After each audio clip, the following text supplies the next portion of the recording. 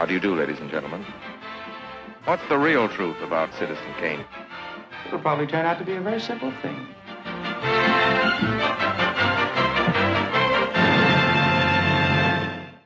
Hello, everybody. We hope you're doing well. I'm Parker. And I'm Max. And welcome back to another episode of Better Than Citizen Kane, the highly subjective show where we look at a movie and ask the question, is it better than Citizen Kane? Each week on this show, we take a look at a movie, whether it be old or new, criticized or praised, and look at it through three pieces of criteria: historical and technical relevance, how well is it doing what it's trying to do, and how does it connect with us emotionally, or in other words, do we like it? And if you like Citizen Kane, that's fine, because we're not here to hate on it. But when every movie ever made isn't a reasonable contender for the title of greatest film of all time, you have to wonder, is there something better than Citizen Kane? So today we're looking at Jeanne Dielman, 23, Quai du Commerce, 1080, Bruxelles. Bruxelles, pardon. It's been a minute since I took French in college. A landmark in the slow cinema genre, as well as in feminist filmmaking. It also happens to be one of the main reasons that this podcast exists. Parker, do you want to talk a little bit about that? Yeah, first and foremost, I just want to point out, I'm so glad that you do the titles of these movies because you have the French experience out of the two of us, and I would have just left it at Jeanne Dielman, and you got the whole thing. So congratulations. That's really great. I think it's important to not shorten this film's title in the way that, in the same way that I would never try to shorten the film. Sure. That makes sense. And I say that knowing full well, and this has been a year coming, I've been planning on this for a year. I would like to apologize for, in our very first episode, I referred to this film as the French Woman movie. And I didn't mean anything negative by it. I didn't mean to diminish the efforts of the crew or of the film and its impact on feminist and slow cinema. I was just pressed for not remembering the title off the top of my head, but it is haunted. It's a lengthy title. It has haunted Parker. It has haunted me for a year. Also, just at the top of the show, I am sick, so if I sound like I'm doing an NPR voice or anything like that, that's why I'm trying my best not to get so loud that my throat remembers to cough. Also, if you are watching, that is why my co-host is a static PNG. I am. A really poorly edited photo of me into Jeanne Dielman's kitchen. Poorly edited? What are you talking about? That looks, the background looks flawless. I don't know what, It looks perfect. Doesn't that Photoshop content-aware Phil just look great? It looks amazing. Anyway, do you want to talk about? All right. Yes, I will. Okay. So a year ago, when we started this podcast, a big kind of like we had talked about wanting to do this idea for like a year or so before we ever did the show. We just thought, oh, this would be fun. You know, we were both going through school, things were busy, yada yada, and then we decided that it was time to do it, A, because it worked better with our own personal schedules, and B, it was kind of a good time to be talking about it because, when was it? December of 2022? Yeah. It would have been? Yeah. Is when the updated Sight and Sound list was released, which is curated by BFI, I believe. Yes, it is. And the British Film Institute. Exactly. And a big shakeup from that new list was that this film knocked Citizen Kane out of its top spot. Well, so actually, Vertigo was in number 1. That's right. Thank you. Vertigo was number 1. Vertigo was in number 1, and Citizen Kane was number 2, and then this movie moved up, which knocked them both down, which is why we talked about Vertigo first last year. Right. Because we thought, well, Vertigo, as far as the first episode goes, is probably a bit more accessible to maybe a general listenership. But we've had you all for a year now. So now we get to talk about whatever we want. And you're going to get some film school now. Oh, yeah. I mean, yeah, I did more research for this film than any other because I also want to point out that we are two cis straight white men in our early 20s, early to mid 20s, who are doing an episode about this film. And ideally there would be women on the podcast or, you know, femme people on the podcast, but that's okay, you know, and we're going to talk about it respectfully. So I hope that no one's like turning it off or is like dismissive of this because I'm trying. Yeah. I promise we're going to, we have lots of interesting insight, I think, some things that we really want to talk about, things we're excited to talk about. And you can rest assured that we will not be making any references to any of the MCU or saying, I don't know, man, I don't know. Endgame was better. Parker, you just said that. And end the podcast. And turn it off. It's over. No, yeah. So I think it's I think we've got all of our disclaimers out of the way. Yep, I think so. And with that, Parker, what's your history with this film? This is a first watch for both of us. This is a first watch for both of us. I don't have much of a history with this film. It is one of those that I was passingly familiar with the film in general. Just I had heard it mentioned a few times. Again, kind of in film school learning about the movement of slow cinema. This movie was mentioned as kind of an text of that. And then naturally, when the Sight and Sound list came out, was a big topic of discussion of people who were familiar with the film coming out of the woodwork and championing it and saying, hey, this is really exciting and great that this is the top of the list now. And that's about it. Before watching it, I knew only the bare minimum of just that it was kind of a slice of life following this woman's day-to-day routine. But that was really it for me. I don't think that I knew much else going into it or had any sort of history or familiarity with the film itself. Yeah. What about you, Max? Same. No, yeah, like obviously I went through film school. I think I saw this in some editing textbooks and some film history textbooks. Obviously, I was familiar with the fact that she carved peeled potatoes for a long time. Mm-hmm. And I think I'd seen like that image, and to the point that when it came up in the movie, pretty late in the movie, I pointed and I went, huh, because that's the image I'd seen. Yeah, I really wasn't super familiar with it. Real quick, do you mind if I just go over like some of like, I don't know, should we go over like some of the history of it now, or should we save that until the criteria section of the show? Go ahead and lead with it now, especially because the summary part of this movie is going to be... It's going to be so short. Fairly brief. You don't want to... So, yeah.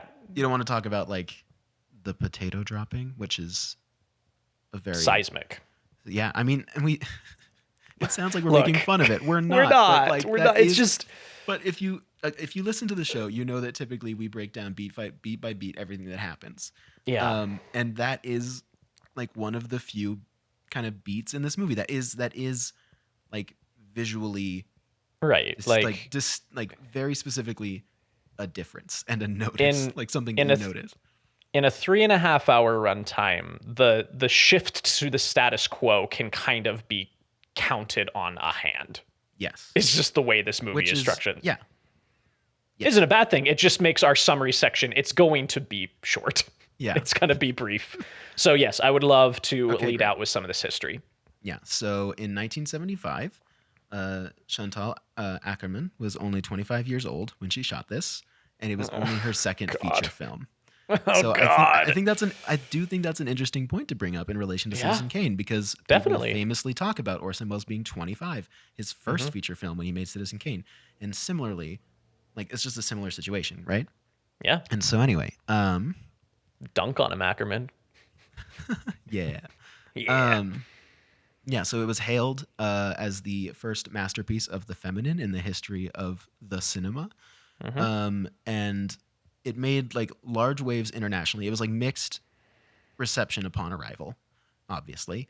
But from like the moment it appeared at Cannes, you know, it was like a breakthrough, especially like by feminist critics in the US. And like also its star, Delphine Seyrig, was also like way more established than the director and was like known as a high profile feminist activist. And so she like really supported like the feminist interpretation of the film, which is actually something that I do think is interesting, is that Chantal Akerman was basically like, this isn't a feminist film. Like, that's not what I'm trying to do. She was hesitant about it, and she said, I never wanted to make the film in a militant spirit. It was conceived as about the emotional relationship to the mother and the occupation of time and space. It premiered at Cannes in 1975, like I said. It didn't get a theatrical release in New York until 1983. And it's now taught in literature classes kind of in relation to the histories and forms of like feminist boredom, feminist history. And actually, its production was also a huge deal because it was made with a mostly female crew, something like 80%, including cinematographer Babette Mangold and editor Patricia Canino. So she, this is Ackerman, she said, "When people ask me if I am a feminist filmmaker, I reply, I am a woman and I also make films." Throughout her career, she resisted categorization, yet finally admitted later, maybe the labels are right, but they are never right enough. Is kind of just some background information that I thought was neat. Yeah. And because I'm sick, I guess I totally forgot to get any sources on that. I just copied everything The sources, that I found. Like, trust me. I read like several articles and copied stuff that was interesting. So yeah, sources, trust me. It came to me in a dream. Yeah, I thought so. Yeah, so that's, I don't know. I thought that was all fairly interesting. That is very interesting. I'm glad you brought that. Yeah. Parker, do you want to summarize this film for the audience? Yeah. Let me do myself just the quickest favor of pulling up a summary to follow along, just in case there's anything marginal that I might forget, just Right, kind of because hitting the small beats. Because also, here's something else that's like, obviously you're going to miss from the summary, is that like when in action of watching this movie, like the stuff that you're perceiving on can only really be like noticed or talked about in context, because like if we were to say, oh, and then, a potato falls, like a potato hits the floor, and it's like, Right. okay, and what does that mean? It's like, right, but we just spent like a whole day watching her do like this super meticulous routine. She has everything figured out and like all of this, and then like that happens. And so like out of context, like these things, but I think this entire movie needs to be seen in context, like obviously. So Totally. it's like that, I don't know. That's just something that I wanted to mention before we dive in. Yep, I completely agree. And it's like it's one of those things that more than any other film that we've talked about so far, I would argue, is that like this movie especially, like you were saying, is entirely dependent on the context of how it's being presented. Because our summary is going to be so, here's some bullet points, and maybe they're not going to sound like anything in the bullet point form. But again, in context of the film, when you've established routine, when you've established patterns, and then there are breaking from those patterns, it, creates more of a shift than maybe it would in other films where we talked about things, right? Yeah. I also feel like the like experience of watching this film is like the closest thing we have to like, I don't know, like I don't want to say like mind reading, but like mind melding. Like, yeah, you are beholden to someone's day-to-day routine for such a long amount of time that like when something changes, we immediately note that it changes in the same way that she does. Right. And so it's just like, it really puts you in this space. Like that's the magic of it, is that it just absolutely, I don't know, it just totally kind of envelops you and you are part of it in a way, which is, I think, is an experience that I haven't really had in that way watching a movie before. Yeah, no, I agree. Okay, so the basic kind of overview that I'm going to give, and Max, if there's anything that you recall that I missed, let me know. But the basic structure of the film is that we're following the day in the life routine of our protagonist, Jeanne Dielman, titular character, who is a widowed mother, and she has a very like specific routine to her day that we see, which includes things such as cooking, cleaning, running errands, and specifically, she does sex work. She has gentlemen suitors over, and they pay her for their time together, and that is also another aspect of kind of her daily schedule. So the first day we open, and it's kind of the second half of the day. We open with one of these gentlemen arriving, and then have a smash cut that implies that time has passed. It's dark when it was light before. Gentleman gives money, leaves, and she starts preparing dinner and getting everything ready until her son arrives home.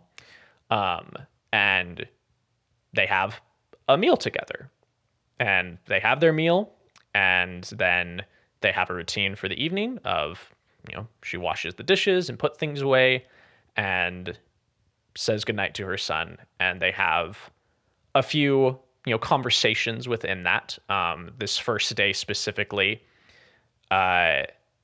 he asks about how she met his father, and she discusses how it was right after the war, and they had met, and he had money at the time, and her family was very much encouraging of saying, hey, like you should pursue this relationship. And then things went bad with his business, and he didn't have as much money anymore. And the family then said, oh, well, maybe don't worry about that. She's like, but I wanted to have this aspect of my life, and I wanted to have a child. That was important to me. And so we got married. And her son pushes back on that a little bit of like, well, didn't you love him? Right. She's like, well, I don't know.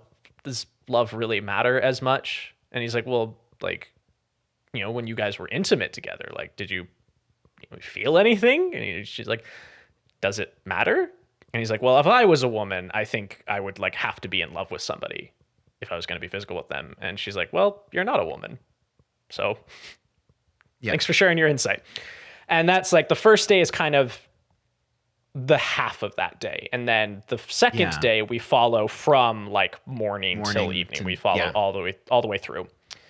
And during the second day, we see that like certain activities start to like have little hiccups in the patterns that we've seen. So example that you mentioned before of like, dropping a potato, like that's a big deal, right? It's like, whoa. Just little things like that. Just kind of wanders around carrying the potato pot, doesn't put the lid on like the porcelain urn where she keeps her money. And there's other like specific actions, but like basically like that's kind of establishing what's going on. Is the second day is where we start to see differences in the patterns. Yeah. And noticing that there's kind of a shift in attention going on. And then things continue forward into the next day. Is there any huge shift that I'm forgetting from day 2 to day 3? I don't think so. I think it's kind of just like, okay, here's like the full day. Right. And then the third day is fairly similar, again, of just kind of seeing things slightly off compared to what we've seen, leading to the big kind of climactic shift of the movie. And before I get to that, any other little things that I might have forgotten that you would like to bring up in there?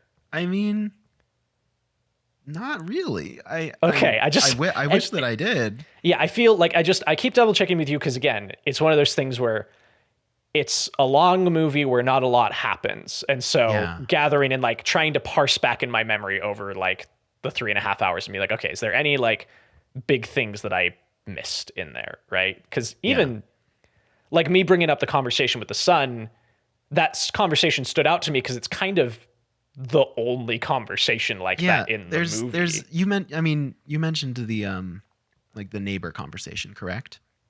Oh yeah. I briefly. Yeah. But, I mean, then that's, I would say that's the only, Right. So, I mean, I'll say this, that before we get into the climax, watching this, there's like a very interesting shift that happened for me where I went from like, I sat down and I was watching and I was like, oh, this is very interesting. Like I'm really intrigued, like watching her do all these things. And then like at a certain point, it was like not interest anymore, but I wasn't like, I'm not saying I was like, oh, I'm going to turn this off, but like I settled into it. And I've seen the word used to describe it in other places, but like hypnotic is kind of the vibe. I can see that. Very like grounding in a way of like, okay, I'm watching this again. Yeah. I don't know. It's hard to describe. It's something that I haven't experienced before. Well, so much of like Western cinematic structure specifically is around the idea of like a story happens because of conflict. A story exists as a series of changes to the status quo. And so as a first time viewer, I was having a similar situation, an experience of watching it and kind of being like, okay, for like the first hour, I'm like, okay, we're establishing this kind of slower pace, lockdown camera, very long takes, long shots, like, you know, it's everything just kind of sitting. And I can handle slow movies. I like slow movies. Yeah. And then by the second hour, it was kind of accepting the fact that there was not going to be any sort of big shift like that. Like, it would be little things that would be inconsequential anywhere else are considered the shifts here, but they aren't presented as big shifts, you know? Like, it's not when she drops the potato or forgets to put the lid on the urn, it is shot exactly the same way as it was before. There's no, like, the filmmaking does not draw attention to it being out of the ordinary. You as the viewer just observe the patterns and you draw the comparison that it's out of the ordinary, you know? Right. Which is a very different kind of filmmaking and a very different kind of storytelling. It really reminds me of what, you know, our friend Will talks about a lot, which is like, I don't know, this is like interesting in context of this. Go with me here. Because you're talking, you know, you talked about how like this is different from like a Western storytelling, you know. But like a lot of like the hero's journey, a lot of story structure like that is like based around like a climax at the end, right? Right. And like building to that, and it's like almost like a male orgasm in a way, right? And Will talks. I don't want to make it sound like Will talks about this a lot, but he kind of does. And and then he talks about like how it's interesting that there are like other story structures that are more cyclical, right? Like almost like kind of a more traditional like feminine orgasm, like a female orgasm. And I just think that's interesting in that like this film is cyclical in that way, if that makes sense. I don't know. Is that like a weird thing to mention? No, I don't think so. Yeah. There is especially Oh, go ahead. No, just that like the climax I'm about to describe isn't a climax in that traditional sense. There is no build up to this happening. It is again presented in the same sort of static mundanity as everything else in the film. It is not building of tension. It just happens. Right. So the final big kind of shift of the film is on the third day, she has one of her clients over, and they're having sex, and she gets like visibly uncomfortable. Like she's laying there and seems very passive, and then a shift occurs and she gets very fidgety and grabbing at the pillows and kind of shifting around and almost looking like she's pushing him off in some ways. And it's interesting because I've done some reading from people's like interpretations of it, and either like two common reads I've been seeing is that she's experiencing an orgasm of some kind, or that she is very deeply like uncomfortable and wants out of the situation. I read it more as discomfort, but I could see viewing it more from a standpoint of like her getting stimulation of some kind. But I thought that was just interesting. That is interesting because I definitely read it as discomfort. It felt like he like the man in the situation was like kind of, I don't know. Okay, interesting. Very interesting. Yeah, I just because I that's kind of what I had assumed, but then again, just digging in, I was surprised to see that interpretation from people, so I thought I'd mention it. But in any case, they finish up, and he's lying on the bed, and she gets up and goes to the nightstand, and we have this shot of her and him framed in the mirror on her vanity, and that's kind of the primary angle we're viewing them through. And then we see the contents of her vanity, which include pictures and hairbrushes and a pair of scissors. And there's no weight given to any one particular item visually. It is a static shot. And she gets up from the bed and she's checking herself in the mirror, and she looks down for a moment And she grabs the scissors and she turns back, and in the mirror we watch her go to the bed and in a single motion stab the man in the throat with the scissors. Yes. It is not There's no music. Psycho. There's no music. There's no change of framing. It is just an action that happens in a static shot, just like the rest of the movie. Right. And so this man gasps for air and slowly goes still and dies. We see a little bit of blood kind of on his wrist. And then we cut from that to out in the dining room where she comes out and we see a bit more blood on her arm and on her blouse. And she just sits at the table. And it's like a 3 or 4 minute shot of her just kind of staring into the. Is it like 7 minutes? Is it like 7? It's a long time. It is. Just the end of this movie is just her sitting at a table, just kind of not reacting. Like there's a couple moments where she kind of like hunches her head a little bit or sits back up. Yeah. But there isn't some big breakdown. There isn't some like, oh God, what have I done? It's just this passive, quiet non-reaction for 7 minutes. And yet, for me, I felt like she was reacting entirely internally. Oh, totally. No, that she is like the actress is acting her ass off. Which is so real. Mm-hmm. Because when someone's just sitting there thinking, I think there's like a tendency for like acting and like actors to be like, okay, we got to show this on the face and stuff. Right. And this is some of the best thinking acting I have ever seen. It's really good. There's a lot of it in this movie, but especially here, just like sitting with her in this moment, and it gives you time to like reflect on everything of the last 3 days, and it feels like 3 days. It feels like you've been with her and you are like complicit, but it's also not like you don't feel bad. No, you're just, I don't know. You're just thinking. You're reflecting, and she's just reflecting. Mm-hmm. And that's the end of the movie. That's it. That's it. And again, I don't know how else to describe this than like you have to watch it for yourself to understand that in however long that took us, we summarized a 3.5 hour movie. And that's what happens. Those are the events that occur, right? Yes. And everything in between is the space in between those events. I was thinking about, and I don't think it's not entirely a one-to-one, but go with me here for a minute.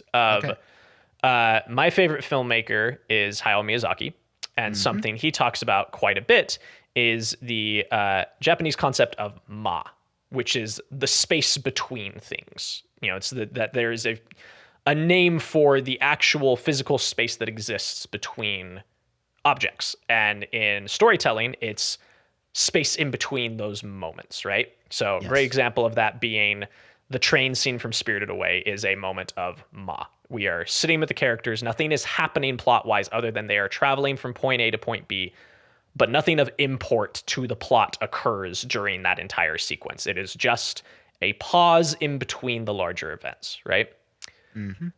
And so because of that, it almost feels as if 98% of this movie is ma.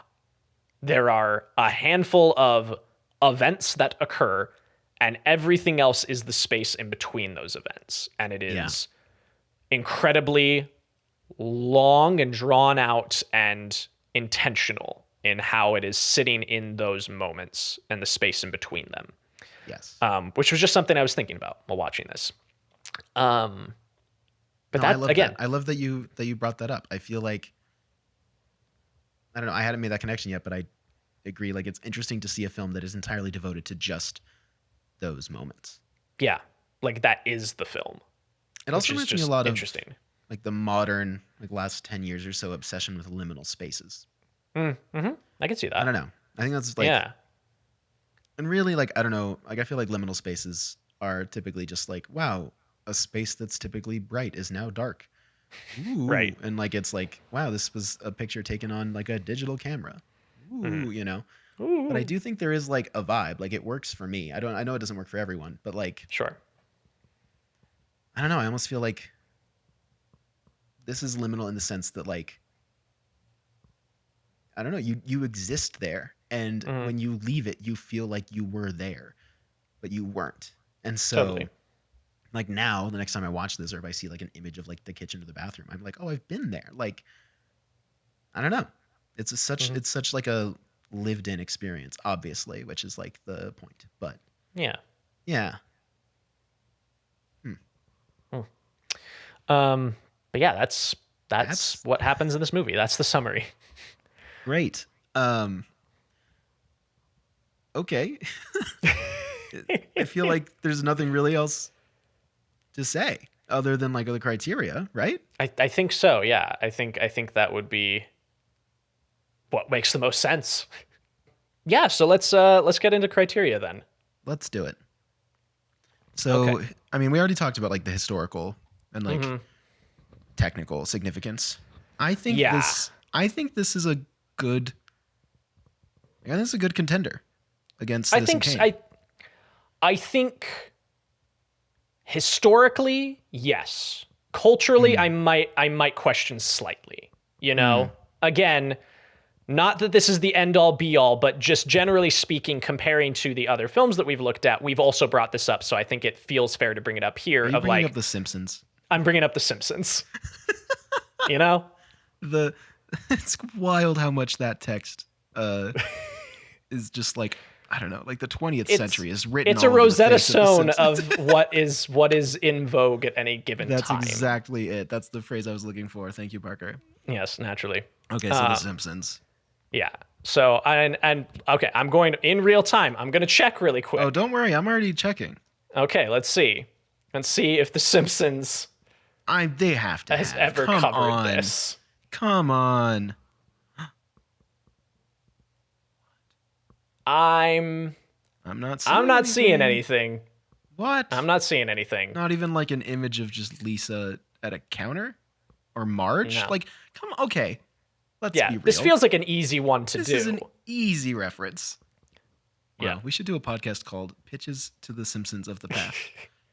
Because this wouldn't happen today. It would be ridiculous if they were like, anyway, here's the Jeanne Dielman 30 in 2024. Yeah. All right, well, you got me on that one. So Parker. I just bring that up because we've brought it up elsewhere and it We feels have. fair to at least mention, you know? Yeah. Just when comparing everything, just bringing that up as a piece. Fine, Parker, your Simpsons argument dictates that Citizen Kane is better than this movie. Good job, you did it. I didn't know. I am. There's two parts to this. There's historical and cultural. I'm kidding. It's a joke. I'm sorry. I think they were treating this like it's a dangerous episode to make. Yeah, we're like, oh god. We're like, oh god. Oh no. Yeah, who's gonna? Anyway, knock on wood. Anyway, just in case. First they came for me, and then they'll come for you. Whoa. Okay, great. Well, I think. Where do we? Okay, so you say historical significance is on par with Citizen Kane. I think so. I think like if you dig into film history and film studies, there's a lot written about this film and a lot of influence that can be drawn from it.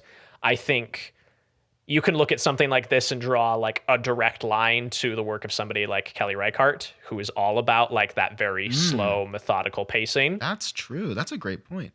So I think like influence can absolutely be seen. Yeah. I mean, Todd Haynes has also come out and said, Sure. you know, which makes sense as well. Yeah. And so like thinking about that in context of this, I'm like, yeah, no, absolutely. Like it is on par. It's just that this particular criteria comes in two parts. And so I sit with that for a minute. I might, let me sit on this one. Maybe let's come back to this. Okay. Because this one feels the most contentious to me as far as like wobbly. Yeah. Okay. So wibbly wobbly time. How well is it? Let me cut your Doctor Who reference off there. Let me cut it off there. This podcast is a film zone. Anyway, so how well is it doing? I think it is doing exactly what it's trying to do. I think it's executing it flawlessly, perfectly. Yeah. Like no flaw in what it's trying to do. No, I think it an ode to like what did she say? She said it was like an ode to motherhood, I think you said. Yeah, and she then had said it was conceived as about the emotional relationship to the mother and the occupation of time and space. Yes, the emotional relationship to the mother. This movie is time and spacey as hell. Totally. Like puts you 100%. in the time and space easily. Yeah. Fully Yeah. agree. Okay. Good. And like I was talking about this the other day when I was describing this movie to somebody, where like in some ways I can certainly see why the long runtime could be a hindrance for some people, right? And at certain points, full cards on the table, I was feeling it at a certain point of this movie. Yeah. Of just like, yes. wow, this is a long movie. And Well, like look at my watch yeah. and be like, there's how much left? And especially like if it was that way then as well. Like there were people who had a hard time with it then. Like now, Right. our Totally. world is faster than ever. Right. And So so this- Yeah. it's go ahead. so interesting to me that something that can be viewed and was experienced by me as maybe like a knock against the movie is so integral to the movie. Like the movie can't be shorter than 3.5 hours and still carry the weight and the themes that it does, you know? Because like the whole movie is about the monotonous existence this woman is living in. And you can't sell that monotony to the full extent that it does without that extended runtime. Like you have to sit in it. You know, this movie either needs to be a 5-minute short film or a 3.5 hour pontification. You know what I mean? Yes. Like there's no real middle ground while still selling what it's trying to sell. And Yeah, so while still maintaining its integrity. Exactly. Like, you know, presenting as to a you concept. Exactly, right? Like landing its concept, that extended runtime is a tool in the filmmaker's tool belt Yeah. that she's and using flawlessly. I want to take this moment to defend 3+ hour movies. And I know this is Okay, a hot topic in the year that we're in. Okay. But here's my take, right? Mhm. There is always much fuss made about a movie when the runtime is announced to be over 3 hours.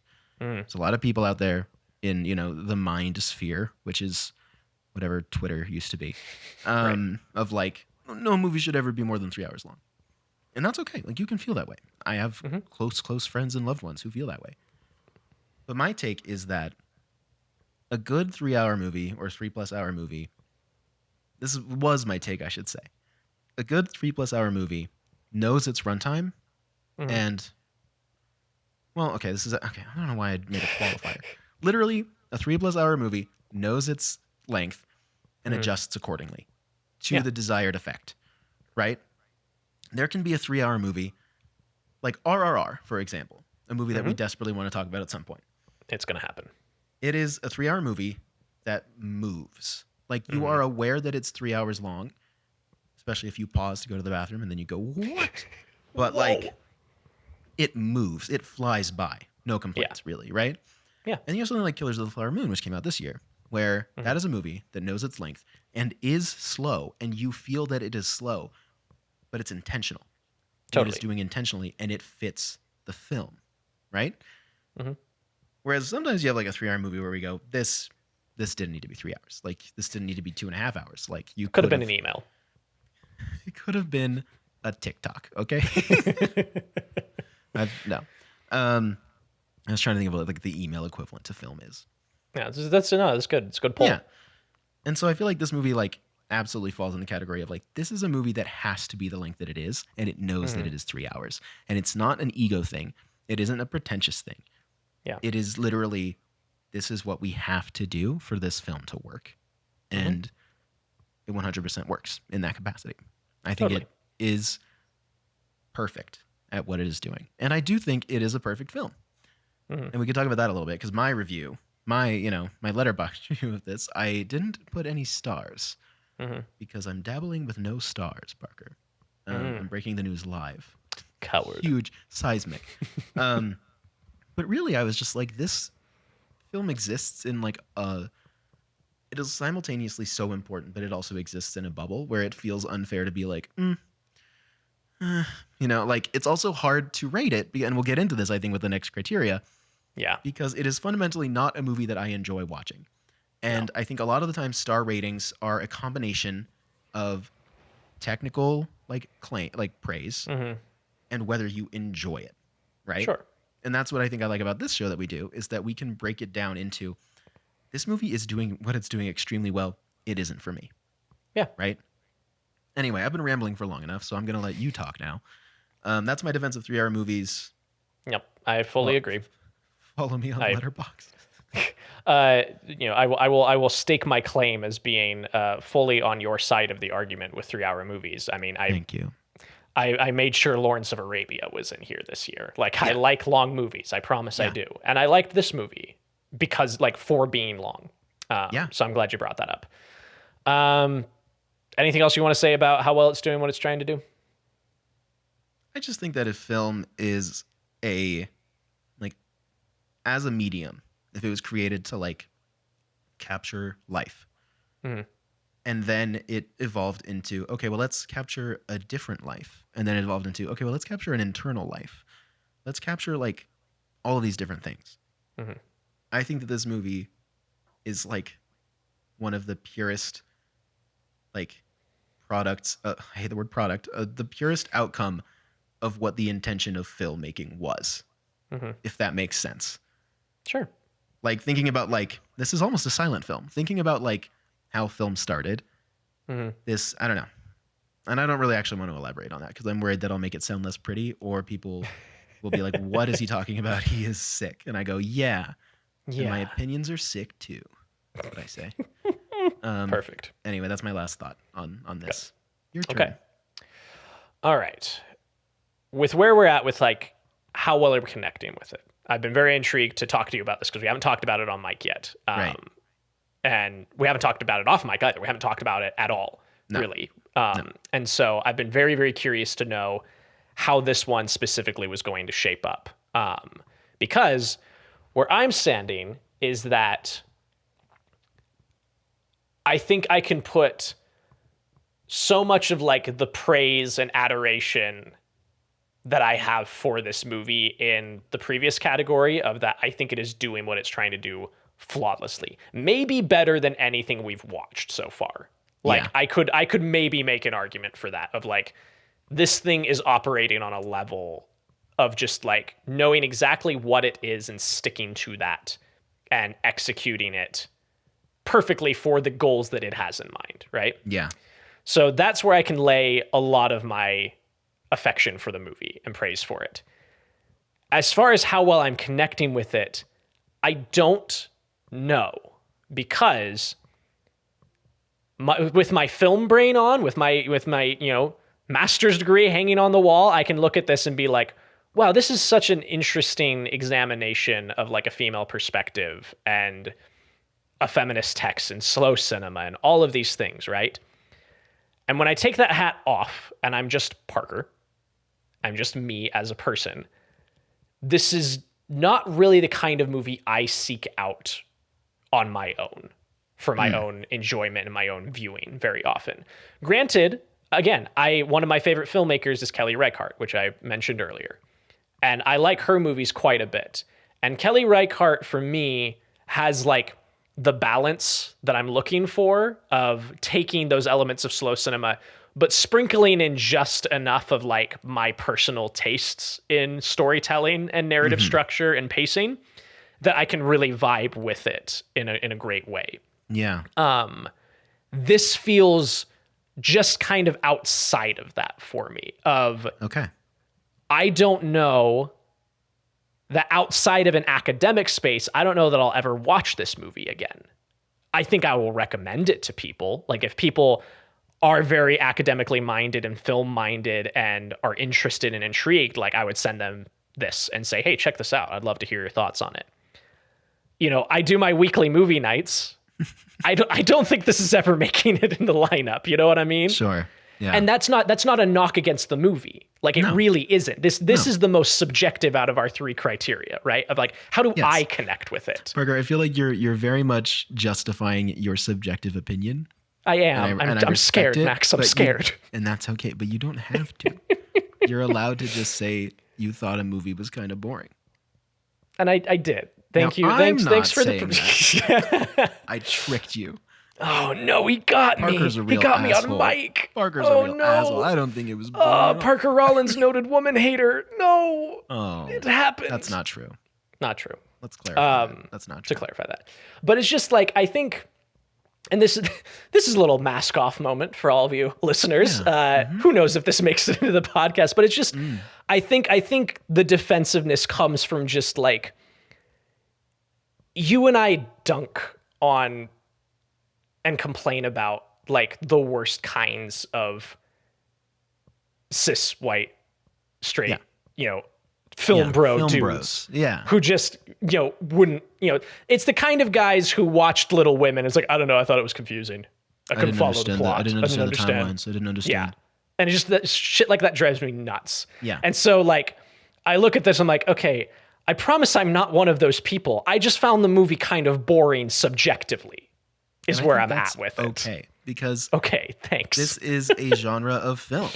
And in the same way that I don't love like experimental heavy guitar music, like I don't want to listen to that. I can respect that there's art behind it. Totally. I don't have to like it. Yeah, and, that's a really good analogy. And I think, and I'm not trying to take that away from anybody. You know, if you like Jeanne Dielman, that's fine because we're not trying to hate on it. We're back. We're back to the intro. But like, I don't know. Like I was vibing with it. It reminded me a lot of Solaris. It reminded me of Tarkovsky's Solaris, which I'm a big fan of. It's so slow and so like vibey, and you're just there for the atmosphere. And I really liked Solaris. Yeah. I mean, there's a lot more going on in Solaris, but I liked it. And with this, there's not a lot going on. And it's similarly very slow and long. And I wouldn't say that I like... Again, I don't think every movie has to be enjoyable to watch, but it definitely plays a part in how I feel about it. And so I was talking to one of my other friends about this. Parker, I do have other friends beside you. I'm sorry. He's finding this out live on mic. Oh my God. We were talking about it, and they had seen it before. And she said, like, yeah, I saw it in like my French film class. I will probably never watch it again, but it's very interesting. And I went, perfect. I'm going to take that opinion. That's mine too. Thank you. I think this is a like pitch perfectly crafted film that I will never watch again, or maybe watch in 10 years or on a Sunday afternoon when I'm feeling a little sleepy. Sure. And then wake up just in time for the murder. But I don't know. I think that's totally valid because I feel similarly. Okay. And yeah, there you go. Great. I was fully bracing myself for you to come in and put the smack down on me and be like, no, Parker, how could you? Well, I mean, I guess that is fair because I didn't give it a star rating and said it was a perfect film. So you were probably exactly. I was like I saw that on Letterboxd. I was like, oh boy, because I think I gave this 3.5. You did, which is less than your most recent scoring of Citizen Kane. So you do connect with Citizen Kane more than you connect with this. Yes, I do. Yeah, which absolutely. that was kind of another reason I was interested to talk to you about this. Is I was thinking about it in the lead up to us recording. I was like, yeah, no, like I do, like given the choice of just subjectively which one are you going to turn on and watch between these two movies, I'd rather watch Citizen Kane personally, which is fine because it is a traditionally structured 3-act film. structure. It's about a thing, you know? Yep. Quantifiable. And it's okay for movies to be different from other movies. Totally. And I feel like we have been circling this for a long time. We have, yes. So, and I don't think we have as much intentionality behind it as Jeanne Dielman itself. So, okay, so that's where we stand subjectively. So let's just get this. Let's get the tallies. Yeah, let's get the tallies. So it's doing what it's doing better than Citizen Kane is doing. Absolutely. Yep. 1 point for Jeanne Dielman. We both connect with Citizen Kane more than this movie. 1 for point for reasons Kane. stated multiple times. Historical significance. Here's where I'm at with it. Okay. I think this movie deserves a point. I think that this movie spent years and years and years being at like not on the list, and then it was at like 37th and then 76th. Like it's been all around. Yeah. And then in 2022, it was named Best Film of All Time by the British Film Institute. #1 film, above Vertigo, above Citizen Kane, above Tokyo Story, which is #4, which we'll probably get to at some point. And I think, I don't know, even if it's for what assholes might call woke reasons, I feel like I personally feel like I want to give this a point. Do I think that Citizen Kane is more mainstream culturally significant than this movie? Obviously, yes, because Sure. Jeanne Dielman did not have a chance at being like in the mainstream Simpsons gag unless it was like super niche, because this is a movie that exists outside of what people expect movies to be, like the mass audiences. Right. But I do think that its existence is significant. And so, I don't know. Call it bullshit or something, but I'll give the point to this one. You don't have to. I think you make a compelling argument. I think I'll give the point. You've convinced me. Yes. So good. criteria-wise, we have our answer. It 2 is against better. 1. It is better. Taking a step back. Taking a step back. What do you think? There's another movie that we watched at some point. I can't remember which one it was, but I just distinctly remember that we both said, we like this movie a lot more. Mm-hmm. But it's not better than Citizen Kane. Yeah. And I'm feeling the inverse, where I go, I like Citizen Kane. I would rather turn it on. But when compared to also other movies that we have talked about, this movie is doing exactly what it's doing perfectly. We've had gripes about other movies that we have said are like, wow, this is amazing, you know? Yeah. So I think this, when I look at it in the grand scheme of things, I have to put it higher up. And therefore it is better. But I also don't want to risk damaging our criteria or the function of our show by bringing in every other movie we've ever watched on this show. Sure. But hey, I mean, I brought in The Simpsons, so I think having a point of reference for how we talk about these things is perfectly fine. Okay, great. Well, that's my take. Okay, I think that's a solid take. I am so evenly split 50-50 on whether or not, like, taking a step back, I think it's better or worse. I think with being 50-50, I'm more than happy to defer to your opinion on the matter and shift it to 51% and say, yeah, no, I'm okay with standing behind, taking a step back and saying, yeah, I think I agree with BFI on this one. I think there's a lot of internality about this movie that I don't get from Kane. And I think there's a lot going on here. It's a very dense piece of art. Yeah, we talked a lot about not having a glimpse into the internal world of Kane and Citizen Kane. And here it's like, yeah, we hear hardly anything, and yet we're still like mind melding with her. Yeah. So I think I can feel okay about that. I think I can stand behind that choice and follow up on that and say, yeah, I think it is better than Citizen Kane. Wow. Give me a moment. Here we are. I'm pulling up the full title broken down into how I say it. Yes, please, thank you. So we've just determined that Jeanne Dielman, 23, Quai du Commerce, 1420, Bruxelles, is better than Citizen Kane. And now you can believe it because it came from us and not BFI. Yeah, now you really know. The our authorities opinion. have spoken. That's really funny. That's really funny, Parker, to say that we have any authority at all. Shucks.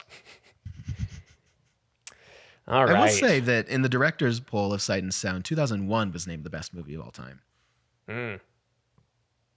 So, just throwing that out there. All right. Well, I will see you January of next year for that one.